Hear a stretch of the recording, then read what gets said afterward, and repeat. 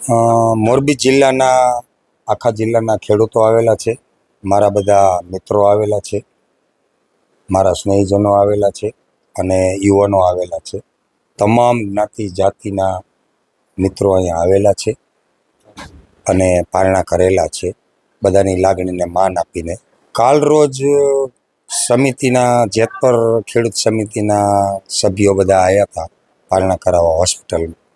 પરંતુ મારી ક્યાંક ને ક્યાંક લાગણી દુભાણી હતી કે સ્ટેજ ઉપરથી એક મિત્રએ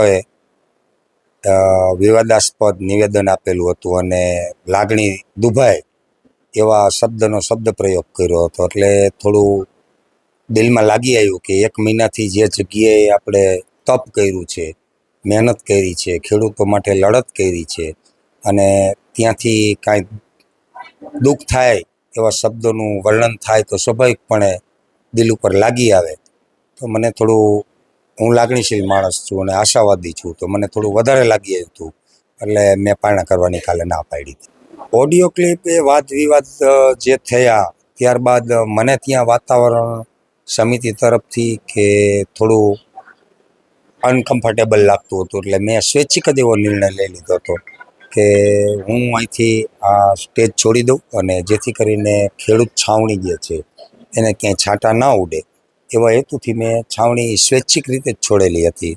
અને ત્યારબાદ હું હોસ્પિટલમાં ઇન્ડોરથી હતો, આઈસીયુમાં, ત્યાંથી મને જનરલ રૂમમાં લેવામાં આવ્યો અને આમરણાંત ઉપવાસ મારા રેગ્યુલર ચાલુ હતા. એ મારી સાથે ચર્ચા કરવા આવ્યા હતા કે નિલેશભાઈ આવું મીડિયાના માધ્યમથી મેસેજ મળ્યા છે, તો તમારું શું કહેવાનું થાય છે? એટલે આર્ગ્યુમેન્ટ કરી હતી, એકબીજા ચર્ચા કરી હતી. પરંતુ હું પહેલેથી જ કન્વિન્સ હતો કે મારા હિસાબે, હું પહેલેથી મારું એ જીવન છે કે મારા હિસાબે સામેની વ્યક્તિને તકલીફ આપતો નથી. તો આ તો ખેડૂતોનો પ્રશ્ન હતો, હજારો નહીં, લાખો નહીં, પણ કરોડો ખેડૂતોની આશા લઈને અને એની હું આગેવાની લઈને જ્યારે નીકળ્યો હોય તો મારે મેચ્યોર રહેવું પડે કે ભાઈ મારા હિસાબે જો ક્યાંય તકલીફ થતી હોય તો મારે ખસી જવામાં હિતાવહ છે. સારી બાબત કહેવાય. હું તો પહેલેથી ખેડૂતો માટે લડું છું. દિલ્હી ટીકરી બોર્ડરે પણ 4.5 મહિના રોકાયેલો છું. 2.5 વર્ષ દિલ્હીમાં પણ આંદોલન કરેલું છે. અહીંયા જેતપર છાવણી હતી એમાં પહેલા દિવસથી જોડાયેલો છું અને તન મન ને ધનથી જોડાયેલો છું, સ્વૈચ્છિક. કે જેતપરમાં મારું કશું જ નથી, છતાંય હું જેતપરમાં દિલથી જોડાયેલો હતો અને એક રામની ખિસકોલી બનીને જે એક આંદોલનમાં ભૂમિકા ભજવવી પડે એવી મેં વફાદારીથી નિષ્ઠાપૂર્ણ ભૂમિકા ભજવી છે.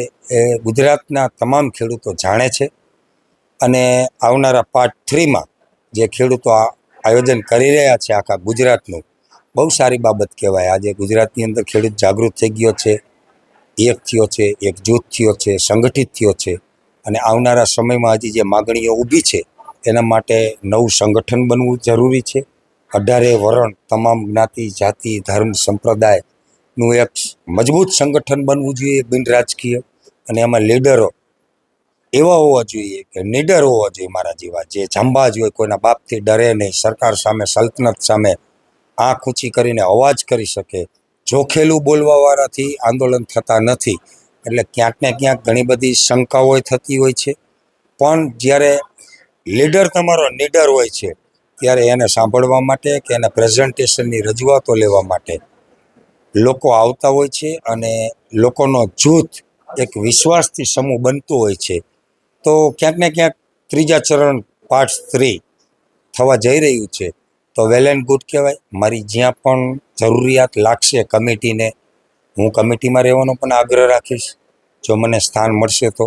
અને જો સ્થાન નહીં મળે અને કમિટી પોતે કાંઈ નિર્ણય કરશે અને કમિટી પાર્ટ 3 ચાલુ કરશે તો એમાં પણ હું મારી ભૂમિકા નિષ્ઠાપૂર્વક ભજવીશ. મારી દૃષ્ટિએ પહેલા દિવસથી જ ક્યાંક ને ક્યાંક જોખીને બોલવું, સરકારનો વિરોધ નહીં કરવો, નેતાઓનો વિરોધ નહીં કરવો, આ બધા સૂચનો ક્યાંક ને ક્યાંક એવું દર્શાવે છે કે કોઈના ડાયરેક્શન નીચે અથવા તો કોઈનું કીધું કરીને અથવા તો કોઈને બદનામ ન કરવા એવા હેતુથી જ ખાલી આપણે આંદોલન કરવું અને આપણી માગણીઓ ખાલી લઈને મૌન થઈને માર્મિક ભાષામાં બોલવું. તો આંદોલનની વ્યાખ્યા જે હોય છે કે આંદોલન અસરકારક થાય એને આંદોલન કહેવાય.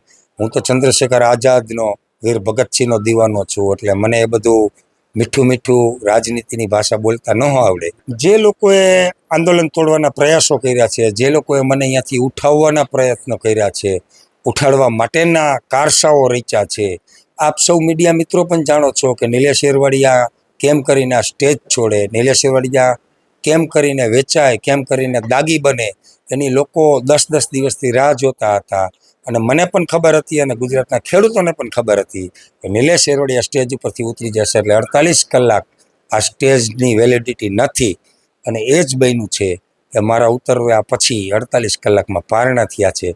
તો ક્યાંક ને ક્યાંક કોકને ડાયરેક્શન હશે, તો સમય થશે ત્યારે બધું આવશે, સમય થશે ત્યારે બધું વાતતું ગાતતું આવશે.